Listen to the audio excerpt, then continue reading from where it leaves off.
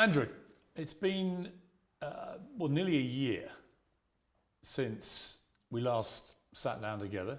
Very different time. It was in my London studio, and 8 days after that, you got arrested.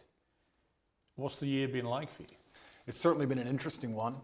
I've been constrained this entire year. I spent 93 days in a Romanian dungeon, 5 months locked in my house, and now I'm restrained within the country of Romania. So it's certainly been a turbulent time.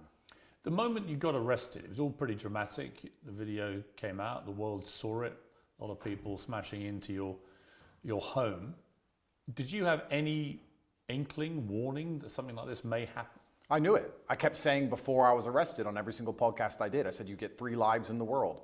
The first life, they're going to cancel you. They're going to slander you. They're going to delete your access to social media so you can't defend yourself. The second life, they're going to try and put you in jail for no reason. And if you continue to speak against the power, they're going to assassinate you. I knew I was on my second life. I kept saying it. I knew it was coming. I didn't know the bullshit reason they'd use, but I found out once I was in a cell. When you were arrested, you didn't speak any Romanian at Zero. all. And they didn't speak English to you. Correct. So you were taken to a cell. You had no idea what they were alleging you'd done. I was arrested on the 27th of December, so because of Christmas and New Year's and other problems, they couldn't even translate my paperwork for 2 weeks. So for the first 2 weeks I was in a prison cell, I had no idea why. I was given papers in Romanian. I could read human trafficking, I understood, but I was like, human trafficking who, when, what? None of this makes sense.